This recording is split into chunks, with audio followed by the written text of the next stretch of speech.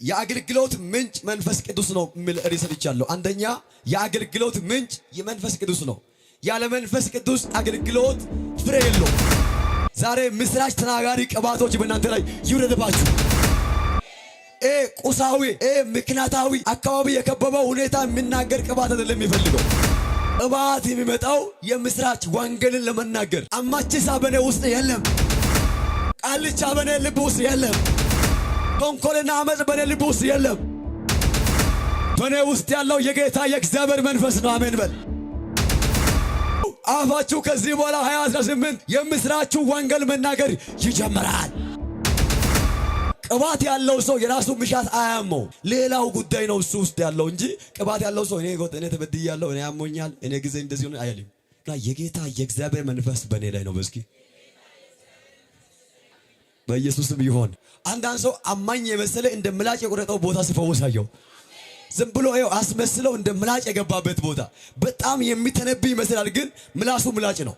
በጣም ይተነብያል፣ በጣም ይናገራል፣ በጣም ይጸልያል፣ ጸውሶ ይመጣል፣ ግን ስራው ምላጭ ነው። ከዚህ ምላጭ እግዚአብሔር ይፈውሳቸዋል። ዛሬ ሰው የሰበረው ይሁን፣ ሟርተኛ የሰበረው ይሁን፣ ሰይጣን የሰበረው ይሁን፣ እግዚአብሔር ይፈውሳቸው። ትንቢተ ኢሳይያስ ምዕራፍ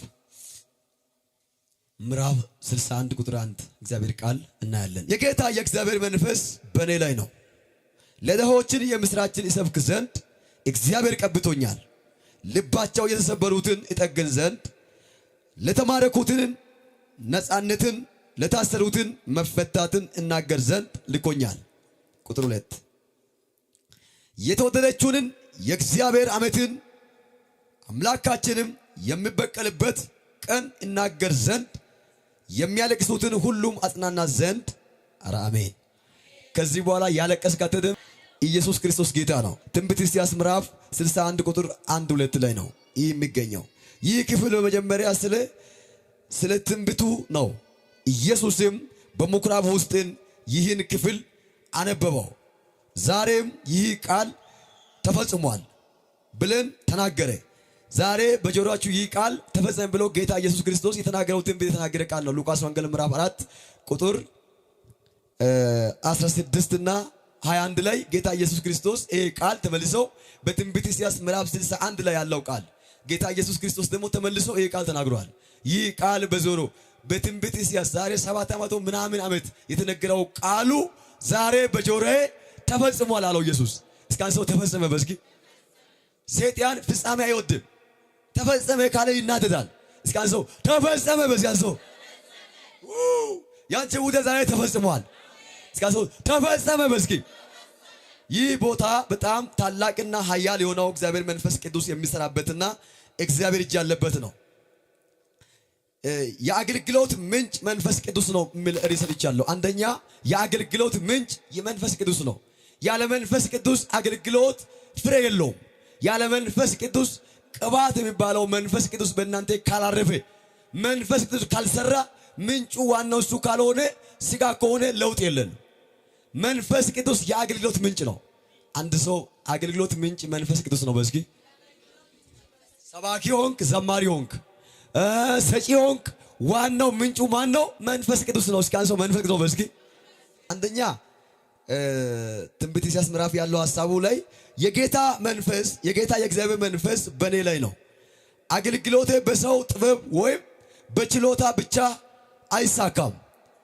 ሁለተኛ ነጥብ የሚበቃው የመንፈስ ቅዱስ ቅባት ነው። ለኔ ዋናው በቂ የሚሆነው መንፈስ ቅባት ነው። እኔ እንደዚህ ነው ማየው። ከዚህ በኋላ በመንፈስ ቅዱስ የሚሰራው ስራ አለ። የምትይዙ ሰዎች ትንቢተ ዘካርያስ ምዕራፍ 4 ቁጥር 6 ላይ በመንፈስ እንጂ በኃይል ወይም በጉልበት አይደለም። አይታችኋል። የአገልግሎት ምንጭ መንፈስ ቅዱስ ነው ሲባል ዝም ብሎ አይደለም። በኃይል አይደለም አለው፣ በጉልበት አይደለም አለው ዘካርያስ።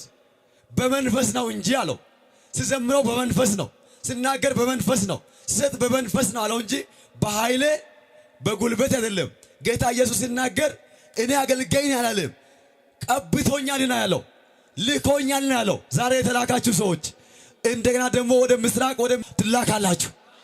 እስኪ እላካለሁ ምሶ እስኪ እላካለሁ በስጋሱ እከለ ተሳካ የሚለው ሰውየው በኃይሉ አይደለም የተሳካው፣ በመንፈሱ ነው።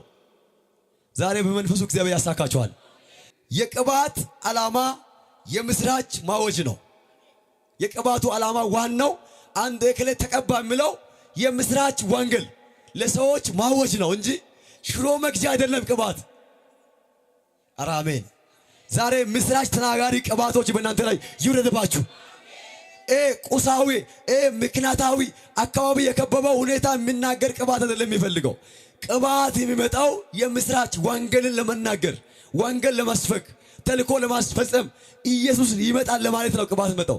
ዛሬ ትቀባለህ፣ ትናገራለህ። በኢየሱስ ስም ይወረባቻ። አንደኛ ለድሆችን የምስራችን እሰብክ ዘንድ ነው እግዚአብሔር የቀባው። ሁለተኛ ደግሞ የወንጌል መልእክቱን ተስፋ ያመጣል። ወንጌል መልእክቱ ምን ያደርጋል? ለሰዎች አሁን እኛ ወንጌል ስናገር ተስፋ የሌላቸው ሰዎች ተስፋ ያገኛሉ።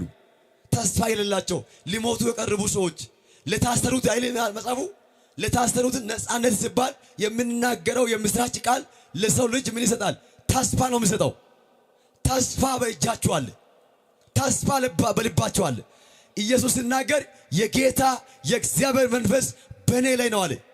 እርኩስ መንፈስ አላለም። ድህነት አላለም። ሞት አላለም። የዘር መንፈስ አይደለም። የጌታ የእግዚአብሔር መንፈስ በእኔ ላይ ነው። አቤት ጠላት ያስቆጣል ዛሬ። እስኪ አንድ ሰው የጌታ መንፈስ በእኔ ላይ ነው እስኪ ድገሙ እስኪ አንዴ ድገሙ እስኪ አንዴ በእናታችሁ። ድህነትም የመንፈሳዊ ፍላጎትም ያመለክታል። እግዚአብሔር የተዋረዱትን ይፈልጋል።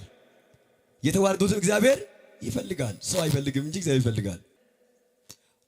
አማችሳ በኔ ውስጥ የለም። ቃልቻ በኔ ልብ ውስጥ የለም። ተንኮልና አመጽ በኔ ልብ ውስጥ የለም። በኔ ውስጥ ያለው የጌታ የእግዚአብሔር መንፈስ ነው። አሜን በል። በመንፈስ ነው የምትንቀሳቀሱ እንጂ ከዚህ በኋላ በስጋ አትሄድም። እስኪ መንፈስ ቅዱስ ችሎታ በእስኪ ባንቺ ይጀምራል። በእስኪ በኢሳይያስ ላይ የተናገረው ቃል በሉቃስ ወንጌል ምዕራፍ 4 ላይ ተፈጸመ። ኢየሱስ ምን አለ? ተነግሮ የነበረው ቃል ተፈጽሟል አለ እንጂ ከራሱ አልጻፈም። የተናገረው ቃል ለኔ የነበረው ቃል ይሄ ነው። በኔ ውስጥ ያለው እኔ ውስጥ ያለው በኤልዝቡል አይደለም። ሰዎች ኢየሱስ ምን ያላሉ? አጋንንት በአጋንንት ያወጣል ስል እሱ እንደዚህ አለ። አይ እኔ በአጋንንት አጋንንት አላወጣም። አጋንንት በአጋንንት መውጣት አይችልም። እኔ ማወጣው በጌታ መንፈስ ነው። የተቀበልኩት መንፈስ በኔ ውስጥ አለ። ዛሬ የጌታ የእግዚአብሔር መንፈስ በኔ ላይ ነው። አፋችሁ ከዚህ በኋላ 2018 የምስራችሁ ወንጌል መናገር ይጀምራል። እስኪ አንሰው እኔ ሰባኪ ነኝ ባንሶ እኔ ደክሞኛል ብዬ አልተኛም። በዚህ 2018 ላይ በጣም 19 ላይ ቢያው በኃይል እንተራመሳለን። እስኪ አገለግላለሁ መስዋዕት በኢየሱስ ስም ምድሪቱ አሳልፈ ሰጣሁት። አሳልፈ እንካ ምድሩ እግዚአብሔር ለአንዳንዶች ምድሩ እንካ ብሎ ፊቱ ያኖርሃል። ይኸው እግዚአብሔር ለሰምሶኑ ከተማ በር እንደከፈተ ለወንጌል ተናጋሪዎች ከዚህ በኋላ ከተማ በር ይሰጣቸዋል። አሜን ነው ወይ? አንዳንዶች በፍርሃት የተንቀጠቀጡ ያሉ ሰዎች ዛሬ ይነካሉ። እስኪ ሰው ይነካሉ። በእስኪ ቅባት የሚያስፈልገው ለምንድን ነው? ምስራችን ለመናገር ነው። ኢየሱስም የተሰበረው ልብን ፈውሷል። በቅባት የተሰበረው ልብ አልዓዛር ሞተ ብሎ ሰዎች ያለቀሱ ኢየሱስ መጣ። ቅባት የተቀባ ሰው ሰውን ያጽናናል እንጂ ሰውን አያበሳጭም። በእናንተ ውስጥ ሰውን የሚያስጨንቅ መንፈስ ካለ ይህ ሰይጣን መንፈስ ነው። የእግዚአብሔር መንፈስ ሰው ልብን አይሰብርም። የእግዚአብሔር መንፈስ ሰውን ያጽናናል። አንዳንዴ በአፋቸው ክፉ የሚናገሩ ሰዎች ከአጋንንት ተቀብሎ ነው እንጂ ከጌታ አይደለም። አንዳንዴ ተንኮል የሚሰሩ ሰዎች ተንኮላቸው ከእግዚአብሔር ተቀብሎ አይደለም። እግዚአብሔር ዘንድ ተንኮል የለው። አሜን ብለው ውሰድ። አንተ ላይ በደል ያደረገው ሰው ካለ ያ ሰውየው እንደ ሰውየው አካይዱ ታው እንጂ እግዚአብሔር በደለኛ አይደለም። እግዚአብሔር የቀባው ሰው አይጎዳም። በአንድ ሰው እንግዲህ የተቀባው ሰው ምን ያደርጋል? ያጽናናል፣ ይሰብካል። አሜን በላ። ኢየሱስ በዚህ ምድር ተጎትቶ የሄደ ተቀጥቅጦ ተደብድቦ የሄደ እኔ ብሄድ ይሻላል ያለ ምን ያህል አጽናኙ ደግሞ እልክላችኋለሁ። አይታችኋል። ቅባት ያለው ሰው የራሱ ምሻት አያመው፣ ሌላው ጉዳይ ነው እሱ ውስጥ ያለው እንጂ ቅባት ያለው ሰው እኔ ተበድያለሁ፣ እኔ ያሞኛል፣ እኔ ጊዜ እንደዚህ ሆነ አይልም። ቅባት ያለው ሰው ሌላው ያዝናል፣ ያጽናናል፣ ልቡን ያጠነክራል። ዛሬ ልብ የሰበራችሁ ሰዎች፣ ጠላት ልብ የሰበራችሁ ሟርት ልብ የሰበራችሁ ሰዎች በእናንተ ውስጥ ጸጋ አለ። ኢየሱስ አለ።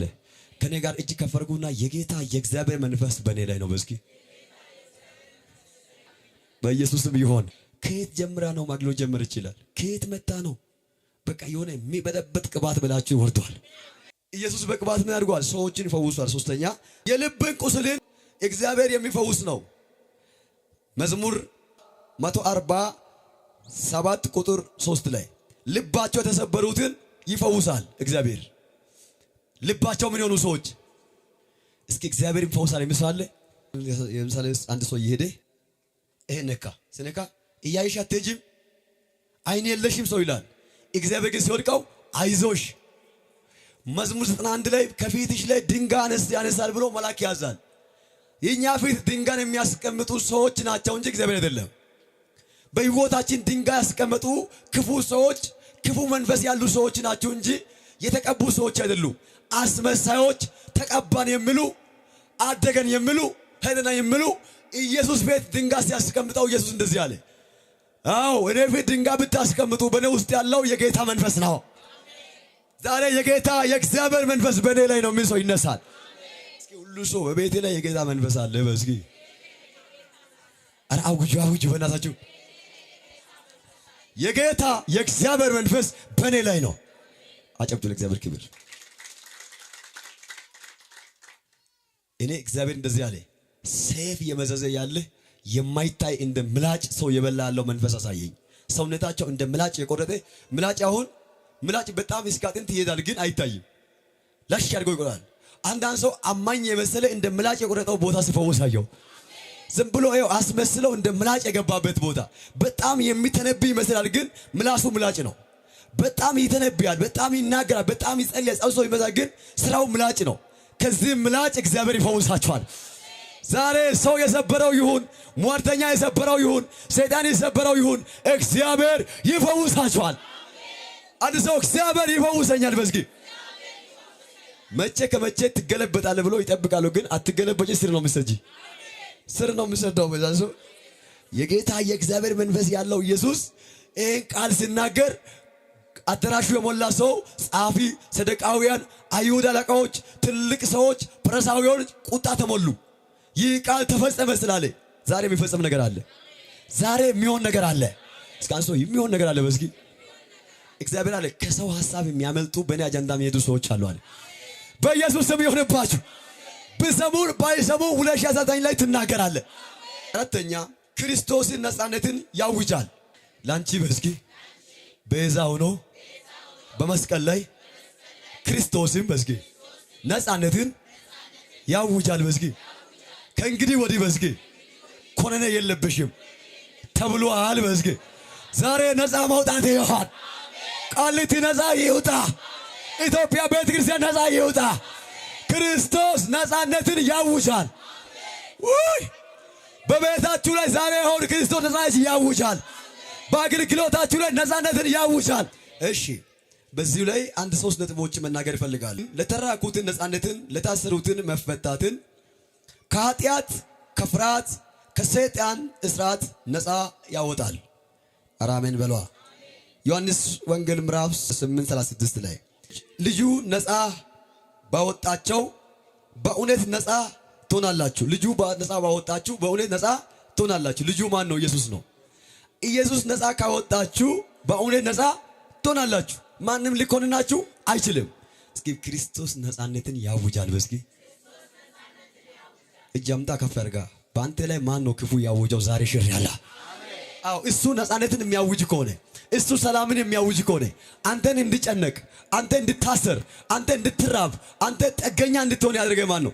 በኢየሱስ ዛሬ ይሻል። እስኪ ልጁ ነፃ ያወጣል። በዛሶ እጃችሁ እንዲያርጉና ልጁ ነፃ ያወጣል። በስኪ ኪሳችሁ ነፃ፣ አካውንታችሁ ነፃ፣ ቤታችሁ ነፃ፣ ጤናችሁ ነፃ፣ ከኃጢአት ነፃ፣ ከፍርሃት ነፃ፣ ከሞት ነፃ። ዛሬ አንዳንድ ቤት ተሙ ላይ ሲገባ ይቻል